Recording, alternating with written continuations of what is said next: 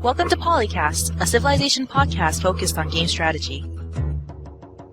DanQ. Makahlua. TheMeInTeam. QNL.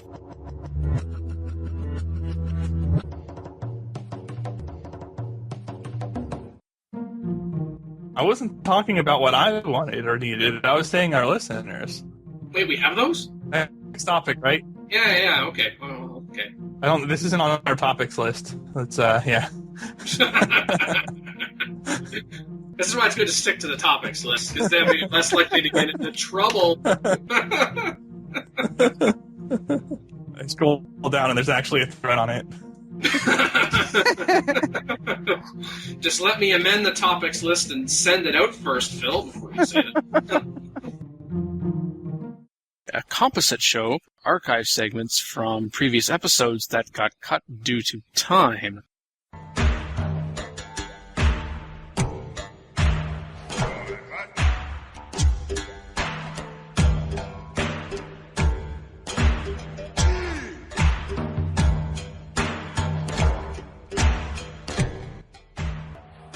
From episode 112.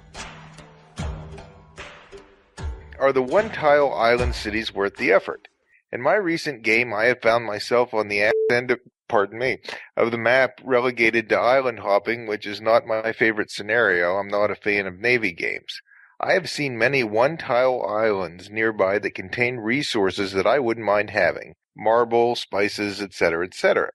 I am just wondering if they are worth plonking a city down in the middle of a freaking ocean. With no supporting land tiles, I can't have any supporting land artillery units to help defend in case war breaks out.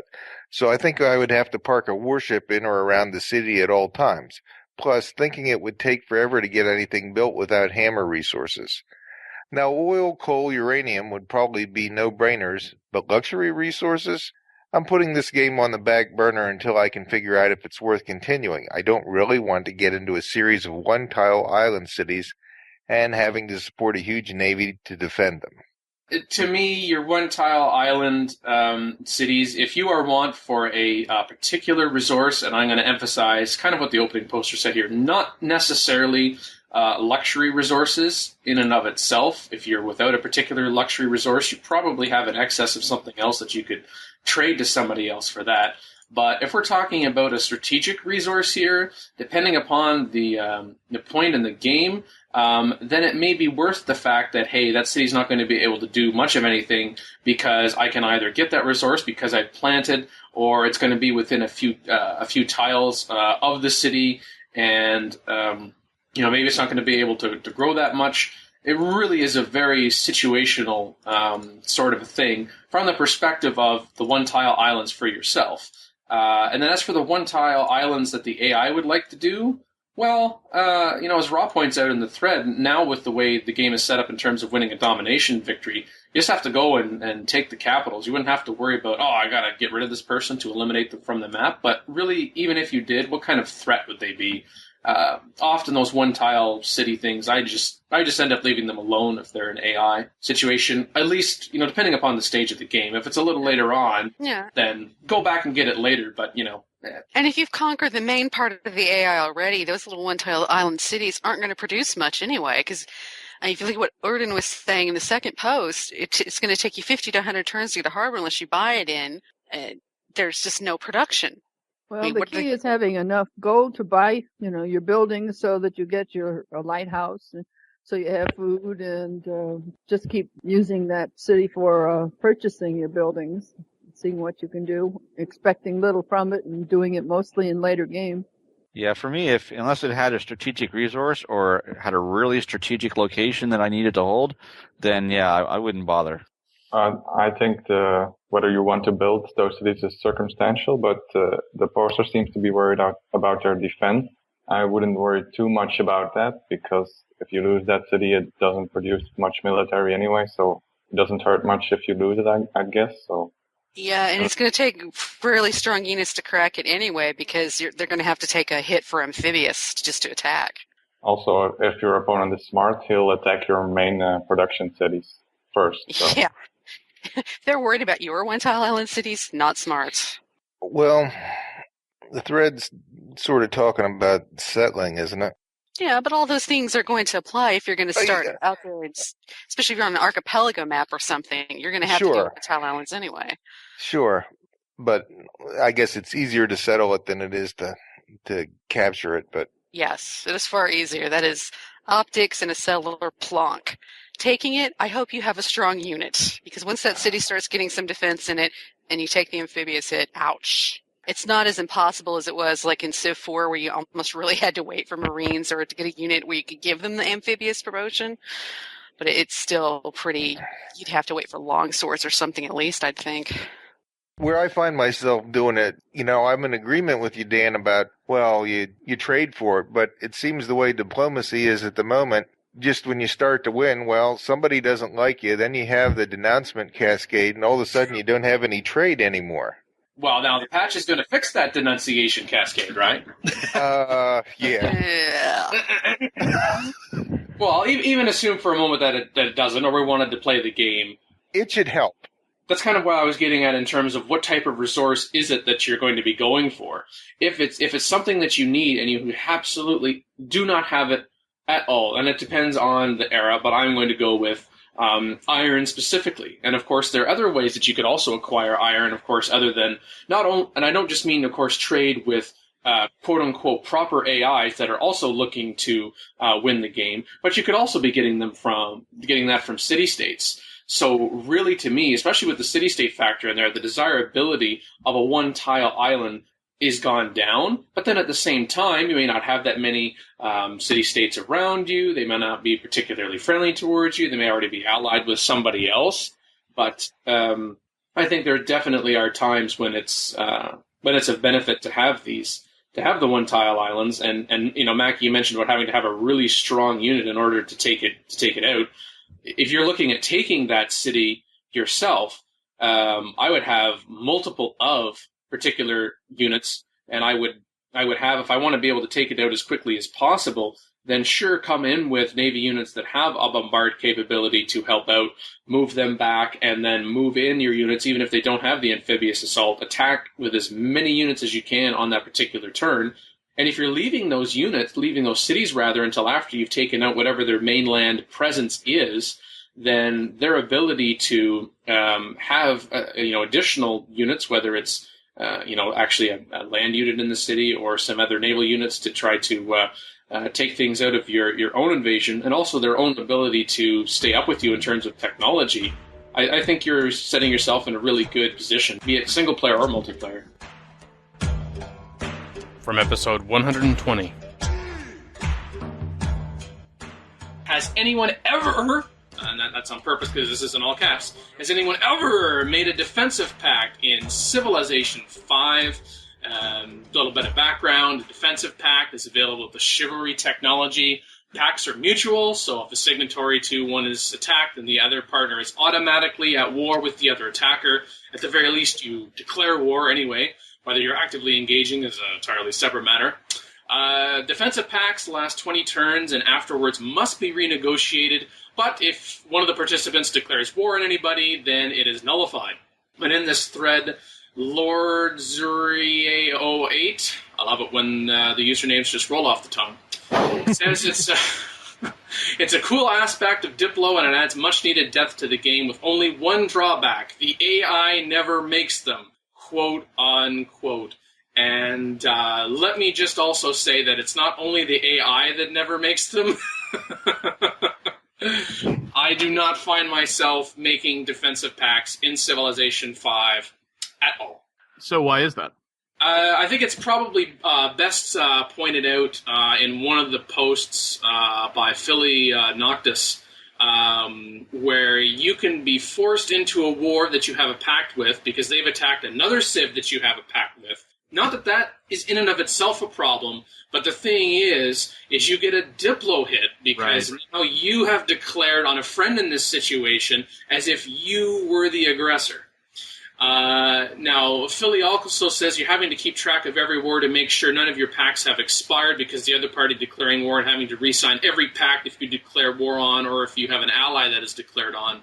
I agree that there are a lot of these things, a lot of these agreements that you make in Civ 5 that automatically expire after 20 turns, or whatever the number of turns happens to be. I'm not sure if it scales with speed or not. I don't think so, game speed.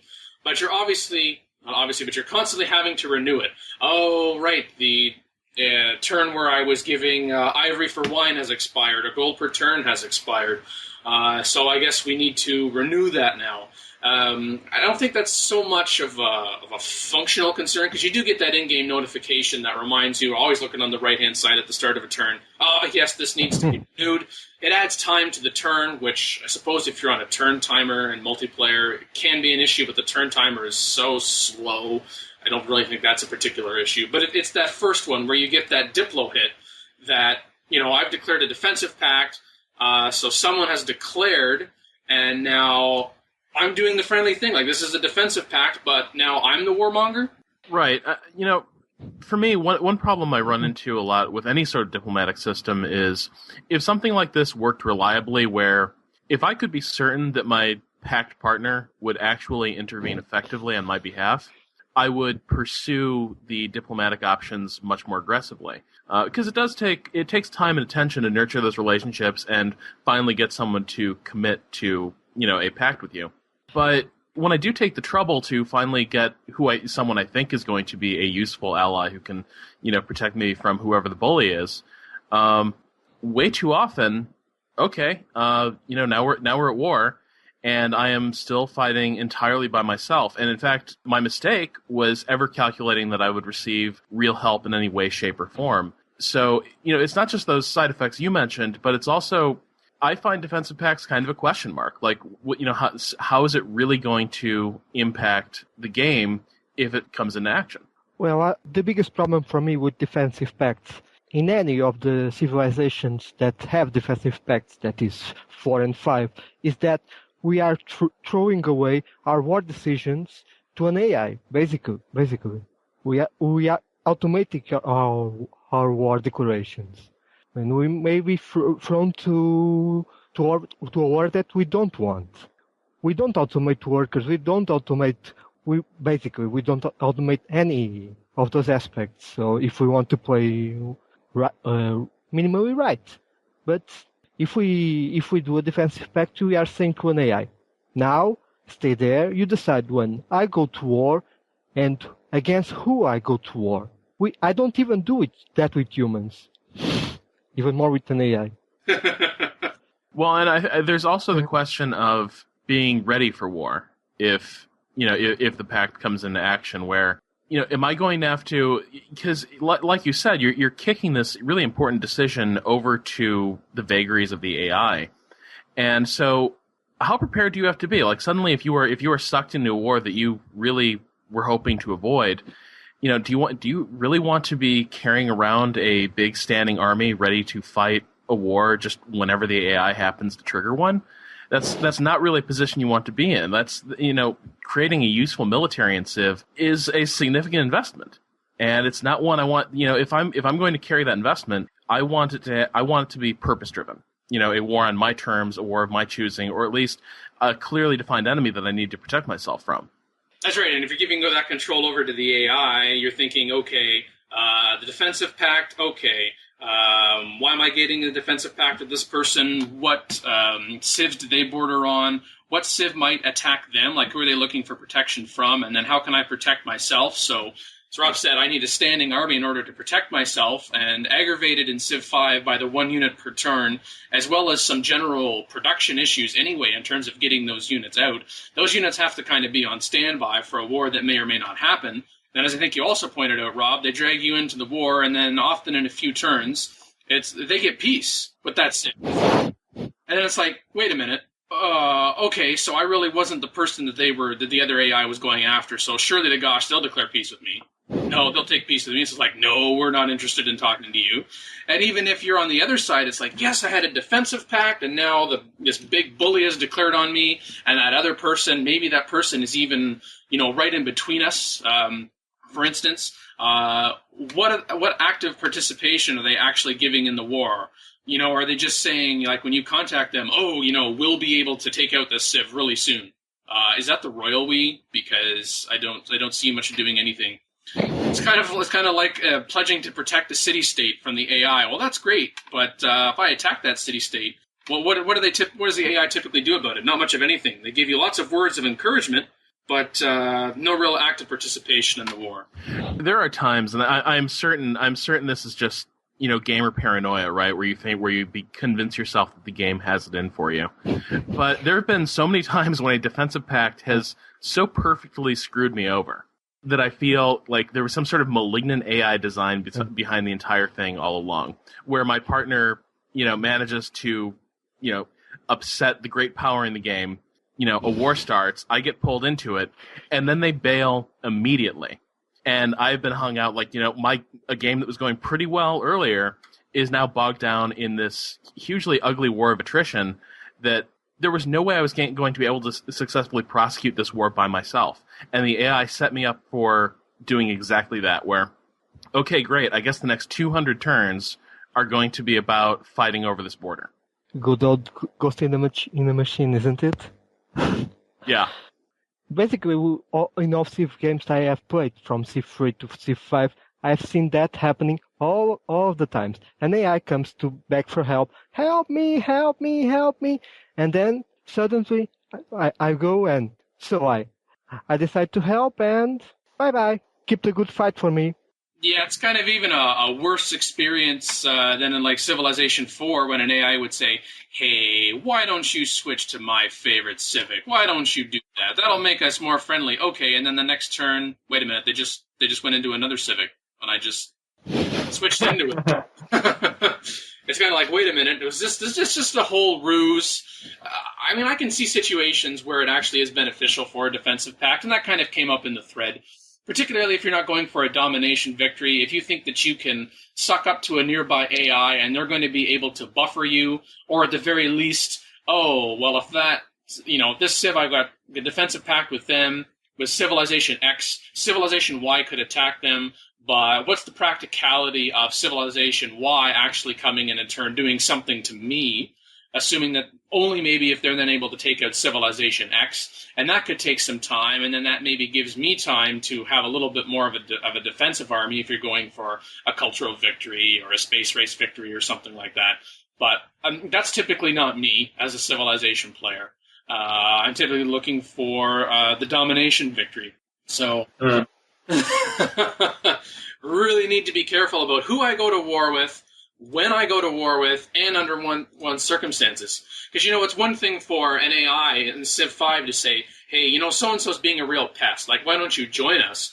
You talked about the prep there, Rob. Well, there is that option. We've talked about this on a recent episode where you can say, give us 10 turns to get ready. And then in that situation, you actually get another notification. So it's been 10 turns. Are you actually going to declare? You actually get another choice. Whereas in a defensive pact, it's just boom, ready or not, you're in it. And you need to be ready or not. And if you've got that, that standing army around and you're supporting that for what may or may not come, and you think, gee, particularly if you're going for domination, I'd like to take out this other Civ that's on the other side of me, but I can't afford to move that much of my army into that other war. So either they're getting ahead in tech and I'm not able to use my military advantage, and then maybe they too become a threat. So it really is a very situational thing, and there's definitely some flaws in the mechanics. I like informal defensive pacts, quote unquote, which is simply, oh man, Civilization X declared on Civilization Y. If they take out Civilization Y, now I've got borders with Civilization X, and that in itself has a diplomacy hit, so it actually might be to my benefit to actually go to the aid of the civilization that's been declared on. And that's in my control. Mine! We are all control freaks.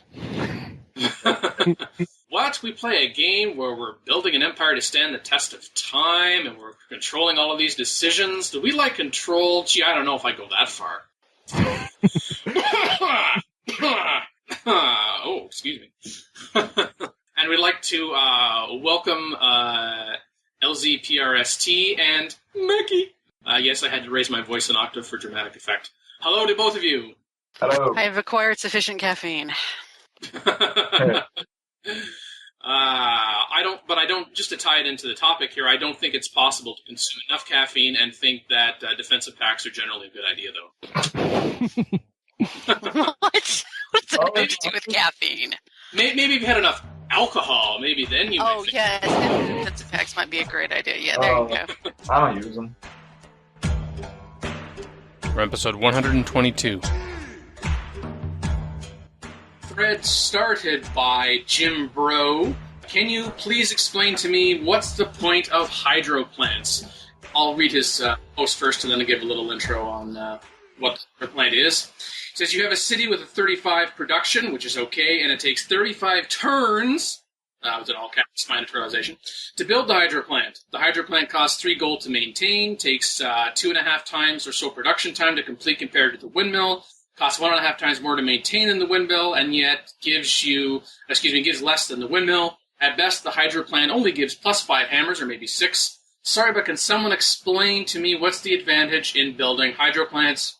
Hydro plants require plastics in the modern era. 402 hammers to build, 3 maintenance, and for that you get +1 production in every tile next to a river.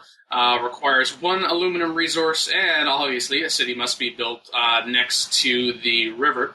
I think first and foremost, it really is going to be situational in the sense that this topic does not apply if you don't have any city next to the river, which I suppose is possible, probably not purposeful. Maybe the map just does that for you.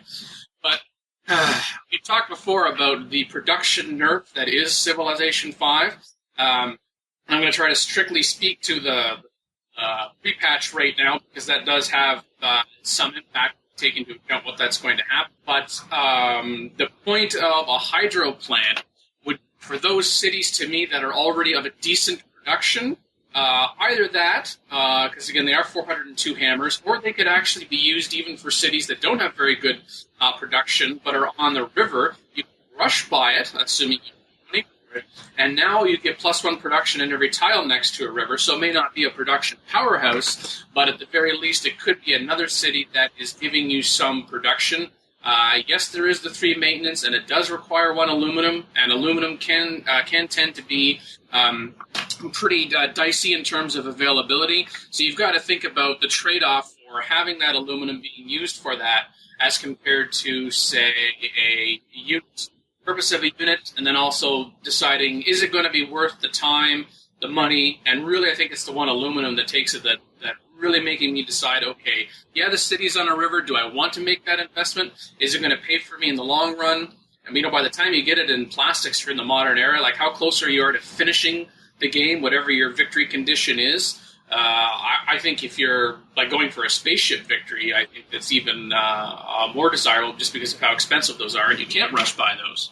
But there is a point to hydro plants. Yeah, I guess the considerations on using things like this aren't really my strong suit, because you're talking about making calculations here, and that kind of micromanagement that doesn't really suit somebody who's plays very quickly. But if any time you wanted to do it, you can certainly take a look at what you're paying to create the improvement, the city improvement hydro plant, and how long you're going to have until you expect to finish the game, or how quickly your other options will give you something that's equally or more worthwhile.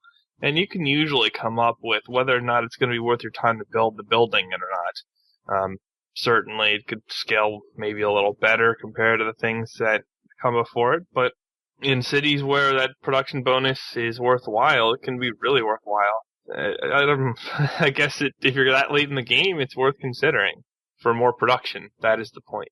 And I think just to touch ever so briefly on the patch, given what's happening with the patch, I think hydro plants are going to be, generally speaking, slightly more of use to you, but we'll perhaps get into that more when we start talking about the patch. But, the hydro plants, really, it's not to the same consideration in the sense of Civilization 4, and I'm only speaking in that in terms of that you would often, if you could try to get a hydro plant as compared to, say, a nuclear plant, because there was always that meltdown risk, and you don't have that in Civilization 5. And if I remember correctly, speaking of other power plants, a nuclear plant requires 1 uranium instead of 1 aluminum, so the hydro plant could be, again, depending on where your city's settled, it could be of good use to you for some additional production.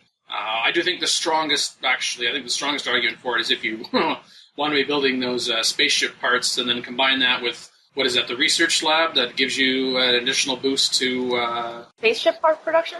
Not to pull on the elephant's tail too much here, but I actually don't see any announcements to change the hydro plant in the patch notes, but I could just be missing it. I was just talking in terms of production issues in general, actually. Okay, yes. Yeah, we'll get to that, yes. That's what I meant. Yeah, Bieber makes the good point here that there's a good user that posted this complaint about hydro plants wasn't really making a lot of production in the first place.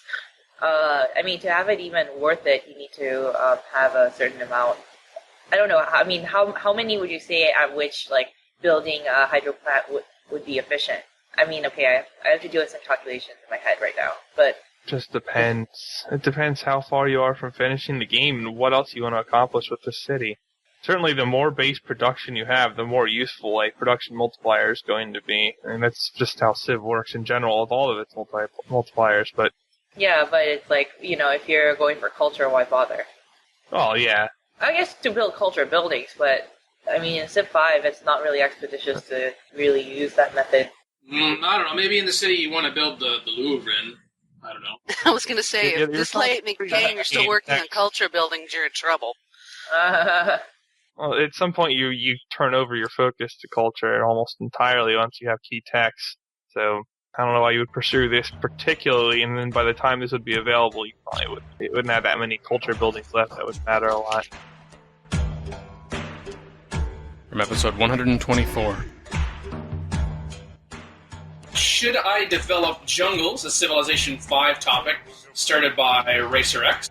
He says, quote, I typically leave them alone since I get +2 science boost from them, as I recall. However, I wanted to see what others do with them to see if I can do something better with them, quote, unquote. I will say that when I see jungles in Civilization 5, I am clouded by the Civilization 4 experience, and I have not left them alone, as would have been advantageous to me for the science output.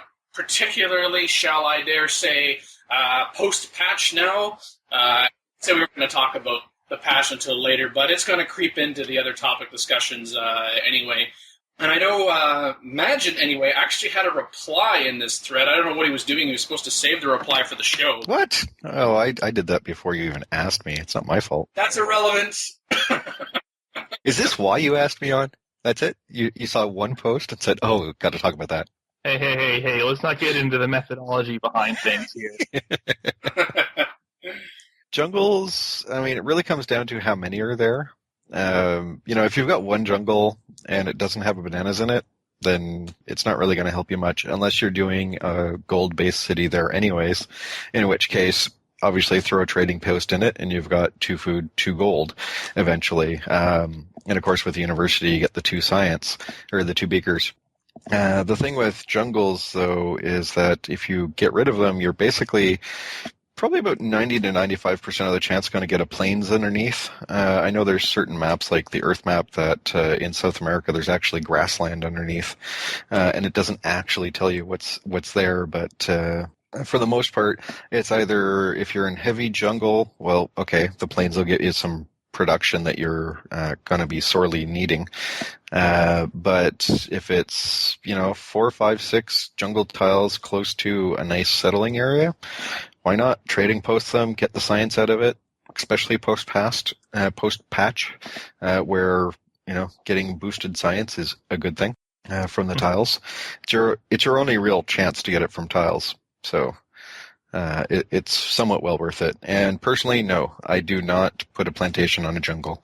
I would much rather get the 3 food and 2 science versus 4 food. And even still, you don't really get good food out of it until you get to fertilizer now for the plantation boost, where you can get, at that point, 5 or 6 food, depending on where it is. Not bad. I think we should note that by putting a trading post on a jungle, you are not eliminating the jungle. Yeah, that's true. And of course, that also mixes with, if you go rationalism, then you get the 2 science from the jungle and another one from the trading post. So you end up with a 3 beaker tile. And yes, you mentioned that yes, you do need the university, which of course requires a library or a Chinese paper maker. And I'm going to mention the patch. I apologize already. Stop it. Well, you're saying stop it, that just means I'm going to mention it more. So, if I've followed my documentation correctly, a university is actually a little cheaper now as compared to pre-patch. It was 200 and is now 160. And it's also less maintenance. It's 2 now, and it was 3. Yeah. I'm not going to talk about that. Oh, whoa. Sounds like it's for Rage or something. Starts with I and ends in S. To be in the middle. No, actually, that's not the way I'm mad. Now, the university cheaper. That's not bad given the changes to the overall science output. So it might be a little cheaper to get the university out, but it's also lost 17% of the bonus it had. Yes, from plus 50% science in the city to plus 33%. Yeah, and that plus 17% that's missing is now in rationalism as a social policy choice. So that I really do like. If you want high science, you need to go rationalism. If you want happiness and culture, you go piety. That was actually a good balance change because before the patch, flying through a large chunk of different social policies all over the tree to get a variety of things, and basically you could get science and ignore rationalism and superpower through the whole thing even without focusing on it. It didn't quite make sense. Now you have a little bit more focus when it comes to some of these things.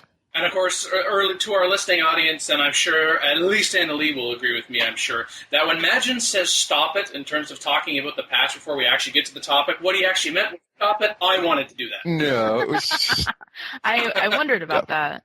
I think also worth mentioning with regards to the university is in terms of the tech path towards that university, because I think we know how important money is in this game.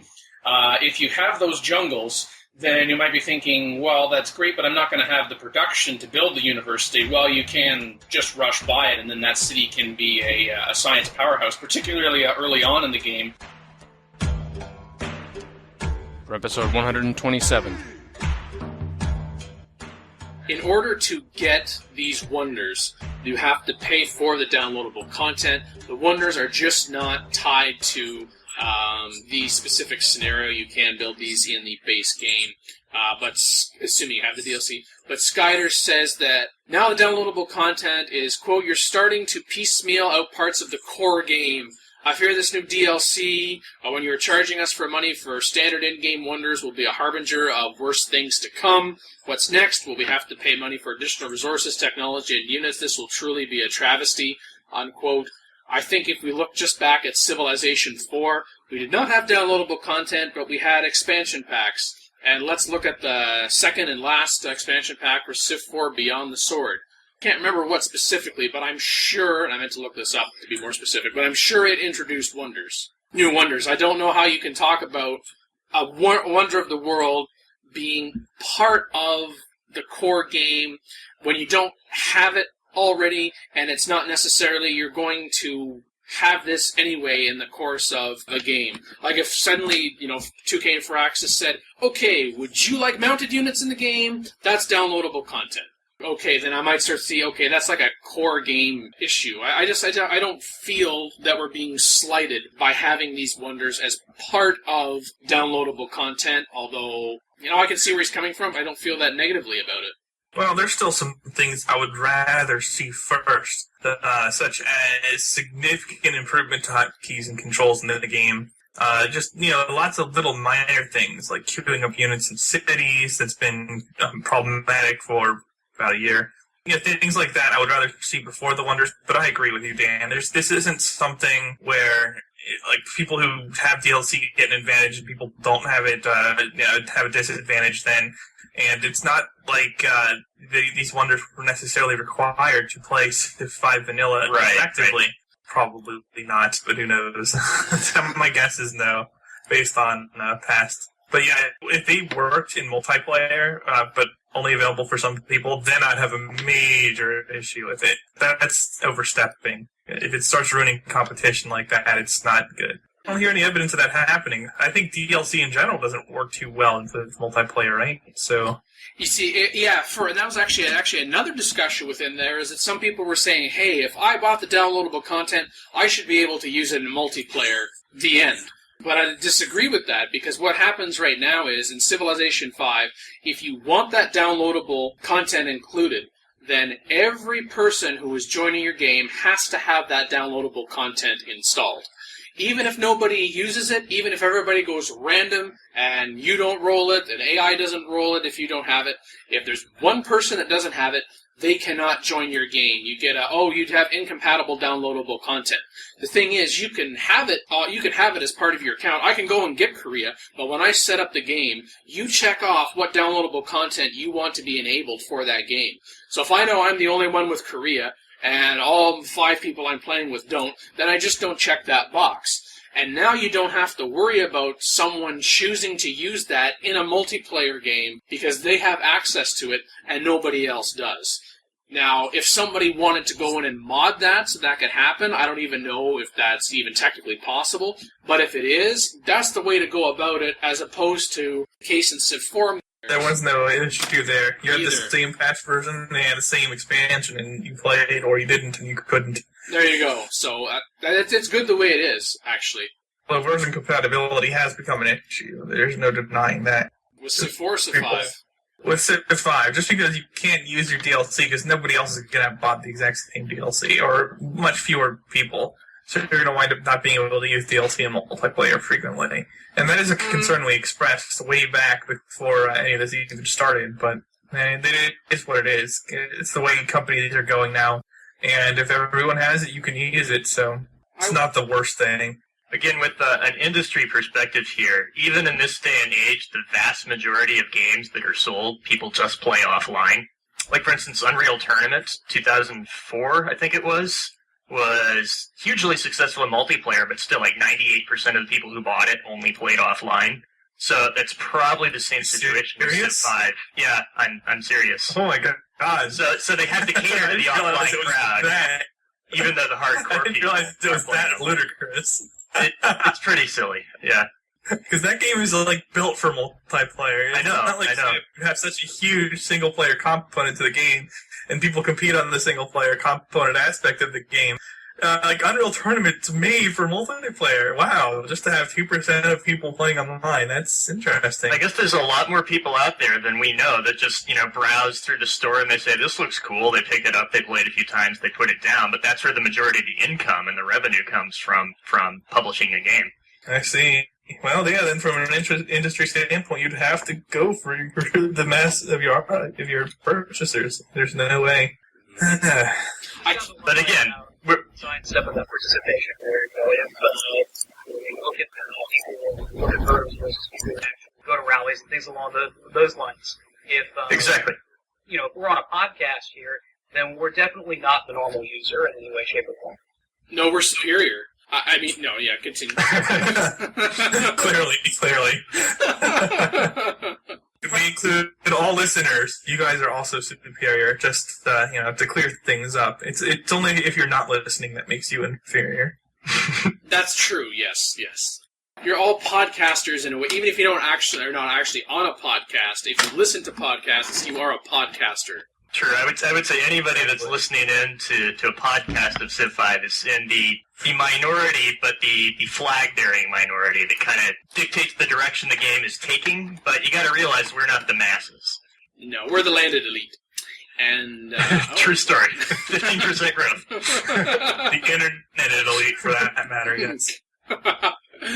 You mentioned, Phil, about how we were discussing last year with regards to, downloadable content and not being able to use it in multiplayer. And if I was part of that, maybe I can't remember the specifics of exactly what I said. That does make me sound old a little bit. But I like how it is right now that if you want to play with the downloadable content, then you want to find somebody or somebody else that also has that same downloadable content, Some people suggest, hey, if one person buys the downloadable content, then somebody who's joining that game should have the use of that downloadable content for that multiplayer game in and of itself. But I think I guess I can kind of see that in a way, because then you say, well, then they don't have the single-player experience and it just goes away. But I think that the downloadable content, if you have that, if one person has it and somebody else doesn't, then it can become a focal point in terms of either only one person can play that particular civ in a particular game, but I think it's actually everybody could choose to be the same civilization, kind of like in Civilization 4. What color of Incan are you? I like that. I like that distinction, and just have it so that if you don't have the downloadable content, then nobody can play with it. I can see the minor point where someone says that, Mongolia shouldn't be included on that list because it's free. Well, you do have to add it. It's not like a patch where it's automatically pushed to you. You have to go and say, yes, add this. So I wouldn't call it like a version mismatch if some people are playing with downloadable content and others not. Get really frustrated if suddenly we had to pay for like these patches, for instance, that are addressing stuff in-game as of the base game, as it were. But as far as downloadable content goes, I don't see we need any change when it comes to the multiplayer component. Yeah, it's not ideal just because you have fewer total people in the pool that have the same versions of the game and are going to play the same version of the game. But I think when you go with the DLC model, they're doing it the best way that you can do it under the DLC model. So I don't really have any complaints in that regard. I agree. It's impossible to make everybody happy, but they, I'm sure, have sat down just like we're sitting here, discussed it, figured out what's going to work. They probably even run numbers behind it, and they're doing what they can with it, and I think they've got the best setup. I think it's cost benefit from their side. The people that are playing single-player content are the people who are paying light bills at the end of the day. And, as a result of that, I just think they're probably unwilling to invest the effort in dealing with the technical challenges to make the DLC broadly available in multiplayer. Sparkle makes an interesting point in the chat that from a company point of view, letting others use your downloadable content in multiplayer, that they might then buy it for their single-player games in turn. That'd be good from a business point of view, and you could argue that if it's good from a business point of view, then the company is still going to be paying attention to the game, making more downloadable content, and as some people have actually noted in here, it's good that there's downloadable content and it's coming out in segments because then the company is getting a continuous revenue stream, not just from those people picking up Civ 5 after the fact, buying as a gift for someone, waiting for it to become heavily discounted, as Steam likes to do with their weekend deals. I can see that from like a business point of view, but letting the user downloadable content in multiplayer that they might, get it for their single-player games. I guess I'm not in and of itself objecting to that. I could come over to that point of view. Well, I like it.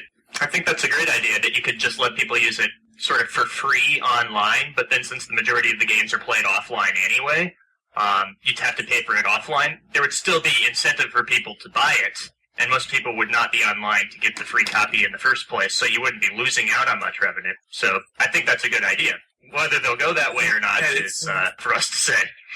It's an interesting point because, as I pointed out earlier, the typical online multiplayer gamer is apparently not the largest part of your audience. So it's not like people would be getting access to the Civ in multiplayer to the extent that it just wouldn't be sold for single-player content purposes.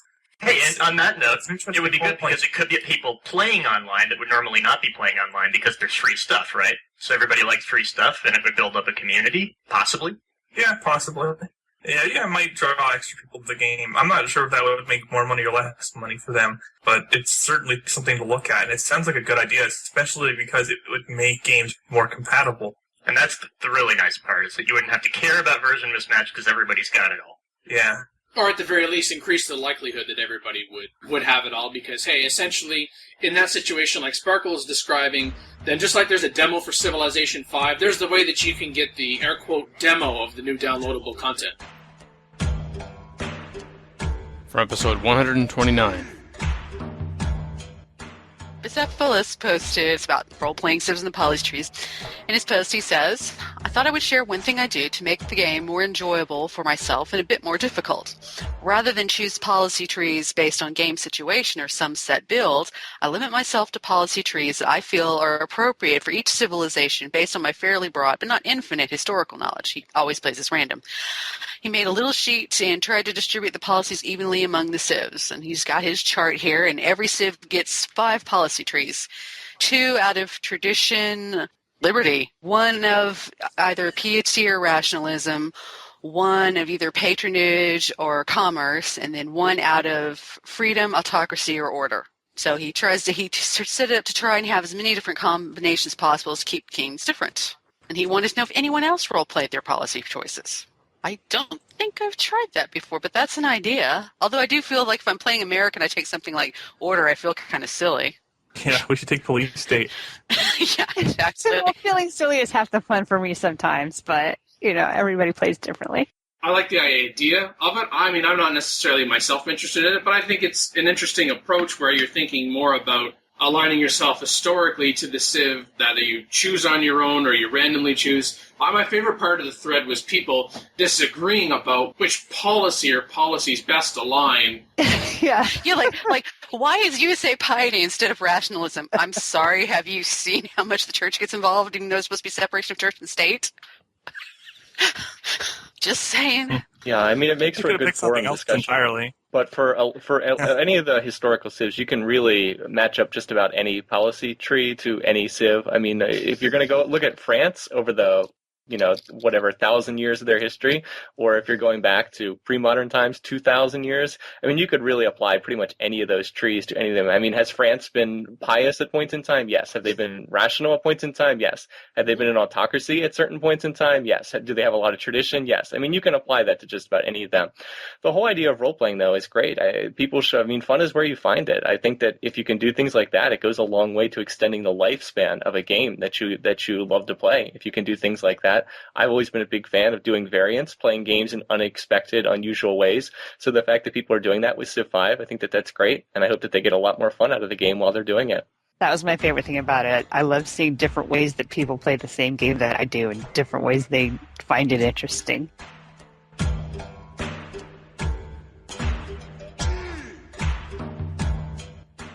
AC Prater or ACP Raider 6. He even says, please. He's very polite, he or she. They're sick of the infinite city sprawl that occurs every single game, which might be a little bit of an exaggeration, but take liberties when you're posting in threads. When in history did a civilization from another continent settle right on another civilization's borders when they had the entire continent to settle? Never. Well, I don't know whether that's exactly true, but this is not a history broadcast, so we'll just let that lie. But this person wants to put cultural takeover back in, like it was in Civ 4. And I kind of liked that. One of the most fun games that I ever played was actually based on a Realms Beyond scenario that I got from Sula. It was Epic number 11, where we had to do all of the win types were off except for cultural, but we couldn't ever put the cultural slider above 20%. And all of the AI civs were set to aggressive. So I was very scared because I'm not much of a warmonger. But I won. And some of the things I did was take over some cities from the Romans. One of the cities I took over based on another city I had taken over from them before. And I remember sitting there watching and wondering whether the city was going to flip. And it was down to the wire, and I was watching it and, updating my husband on whether it was going to flip and stuff. And it was just really silly and fun, wondering whether this city was going to flip. When I wasn't at war, I was just, trying to turn it based on culture. And you can't do that in 5, And it's just, I kind of miss it. And so some other people in this thread miss it, and some don't. And I thought it was interesting. This one person said it should be an option. Who said that? Sexing J. And then Istry 555 said, of course, Civ 4 solved this problem, the problem about you don't like it or you do like it, and somebody didn't like how you fought against it with having to have all of your borders, all of your troops in the city to not flip it and stuff. He said, of course, Civ 4 solved this problem by having the no cultural flipping after conquest option. The main thing Civ 5 fails at is having no options for anything, which I kind of thought that was a little snarky, but maybe they have a point. But anyway, So yeah, I always enjoyed the whole culture flipping thing. It was just a lot of fun to play around with. I don't think there are a few things as much fun as watching your borders sort of slowly creep towards another civ, and you're sort of like the Zerg creep that's taking over, and eventually you start flipping cities. I actually did a game. I actually did a game once in Civ 4 with the always peace option turned on, so you can't declare war on anyone, and then won by domination just by flipping enough cities to have enough landmass to win by domination, which is really fun. You should give it a try if you've never considered doing that. even Anyway, reading about that game was fun. yes, that game was a lot of fun, but it would be a nice option to have in Civ 5. Unfortunately, I don't think it's something that can be done in Civ 5 due to the way that the cultural system is programmed in Civ 5. In Civ 3 and Civ 4, the way that the cultural system works is that individual tiles accumulate culture on them over time, and if you go into some of the debug options, you can see that each little tile actually stores culture from each civ on it, and then based on whoever has the most actually ends up controlling that tile. In Civ 5, this doesn't happen. It's just one civ controls the tile, and there's no accumulation of culture. It's just someone owns it, and then someone else, and then if the city gets conquered, someone else owns it. So you can't really put a flipping mechanism in the game because of the way that culture isn't stored on tiles. So I'm not sure that it's something that could be done. Maybe a really creative modder could come up with something, but you'd sort of have to rework how the entire culture system is programmed to put it in Civ 5. So I don't think it's something that we're going to be seeing in the base game without a complete rewrite of the cultural system, which is, let's face it, not likely to happen at this point in time. Well, the only thing that comes to mind for me would be like a culture war of sorts between two cities. So you instead of picking up new tiles, you set the city to try to overtake in the opponent's tile, and if they do it back, then basically your culture output goes up against theirs for culture expansion, and maybe the differential will claim a tile over time. But the problem is the whole system's just not programmed that way. There is no culture war whatsoever. It's just somebody owns a tile or somebody else owns a tile, and whoever owns the tile first is just the owner of that tile, period. There's no like the system's just not there. It doesn't exist. So, I mean, you could put it in, but I just don't see them writing entirely new systems for Civ 5 at this point, unless they do an expansion, but I don't think an expansion's coming. By the way, there was a Conquest Always Peace game where you had to win with culture on general discussions of Civ Fanatics, and that was very interesting. I'm not sure, was the domination one you were referencing earlier, was that Beyond the Sword or before Beyond the Sword? Yeah, we did a couple of succession games where you had to win by conquest. And it wasn't always peace, but you couldn't attack cities. You could never attack a city. You could just kill all the defenders and then wait for it to flip. And there was a game where a team actually did win by conquest without ever actually capturing a city. Yeah. I was actually to kill everybody with culture. It took forever. But it was a low difficulty level, so it was doable. I think it was like low difficulty level on Epic Game Speed. Game speeds are definitely a big impact on that type of game, just because when you have a slower game speed, you get more flip chances. It doesn't scale with speed at all. So, Marathon's obviously the best for flipping cities, right, and Quick is pretty bad. But it was kind of fun to just kill people without ever fighting a war. And you would think that the unit chances the units would block revolt chance, but if you have enough espionage and you put them into revolt for long enough on a low difficulty, they will go into strike. So you can clear it all out.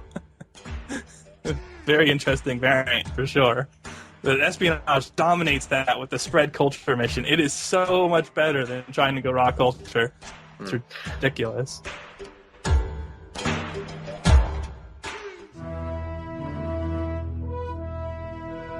From episode 125. Pavo1313 says that you would like civ-like culture to limit overexpansion. So culture would be global. It'd be a new primary mechanism to limit overexpansion, I guess in place of happiness somewhat. And it'd be divided by all cities, and each individual city value would be modified by buildings such as a library that increase culture by 1%. Global culture could then be increased for a little for every social policy, wonder, or religion you have. Because the land available to cities in recent Civ games has been on the culture in the city, this would give players a choice between having a small number of cities with a lot of land, or a large number of cities with little land. This one I don't like as much. I think a lot of people really just can't get away from the jarring impact of global happiness, and that it really isn't happiness, but rather maintenance in Civ 5. I really think that that's what's leading to this thread here. There already is culture scaling, and Firaxis just toned it down in the recent patch from settling additional cities. You get your social policies more slowly. Making it have a maintenance component would be taking a feature of the game and increasing its importance beyond what it already is, which is fairly high, to be honest. And I think you could really get away with just switching off happiness and calling it something else and changing the buildings, that what they're called. And at the end of the day, you probably have less people complaining over the happiness model. But I don't think the solution is to make one other aspect of the game even higher impact and then leave happiness doing nothing. I think he's more saying, he's just referring to the cultural expansion of cities, how they grab more tiles over time with culture. And he just wants to change that to a global modifier divided by cities, so larger empires get less border pops, which is sort of an interesting idea. Anyway. Yeah, that I don't have as much of a problem with. I don't see how it would make a huge difference in normal play, but I don't have as much of a problem with that, I guess. I guess I misread this. Well, it seems like the main result would just be that smaller empires would grab more tiles quicker. Yeah, pretty much. But you get the most high priority tiles ASAP regardless, either with your culture border pops or if you really want a tile, you're going to wind up buying it. And the others only matter insofar as they have tactical considerations with neighbors if you have war going on or something. But for the most part, I don't know. I don't see how it would make a big difference. And if somebody's just going conquesting, then you're stealing borders away from other people anyway, and they're going to remain the same.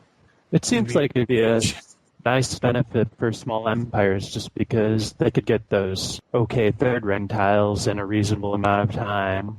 Whereas with wide empire, you're just going to be settling those tiles anyway. Okay. Your cities are going to be 4 or 5 apart instead of... Yeah, it doesn't bother me as an idea. I just don't think it's going to make a huge impact on the game one way or another. But I don't have a problem with it, I guess. In the chat, Civ Battle says, needs to let that thread sink a bit. And if we're going to personify it, perhaps we'll throw in an oxygen tank here, where he suggests should be more like you can't pop a city without the land being under your culture, maybe. Wow, that would really make cultures amazing. Jeez. Capital A, wow. That would be an interesting I would never be able to expand. I guess. Rush, archers. Those archers. They're cheaper. The deity AI would only start with its one settler and never be able to settle its second settler. Yeah. That would be hilarious. I don't know how you would get the AI to do decently with the bonus scaling. That would necessarily, no matter what, limit expansion rates. But I guess you could give difficulty bonuses to AI culture expansion, but you would have to make it ludicrous to make the game challenging. It would completely break that as a model. Or the game would just be easy on all levels. Call in today. In North America, the number is 301-637-7659. That's 301-637-POLY. In Europe, 44121-288-7659. That's 44121-288-POLY. You can Skype us at the PolyCast or email us at thepolycast@gmail.com. The only thing worse than being talked about is not being talked about. For more information on PolyCast, our sibling shows Modcast and Revcast, or about PolyCast in general, log on to the series' official website at thepolycast.net. It's because every time I get on Skype, Dan's like, do you want to play? You want to play a game? Do you want to play a game? I would. Unfortunately. Okay, it's like, I would, Dan, but it's you asking, unfortunately, and you know what? No, I got this thing I gotta do. I gotta, cut my hair. I gotta wash my door. I gotta feed my pet Rock. This is really busy. I actually have So much legit to do. excuses. Come on. Not an excuse, reasons, but yeah. Right.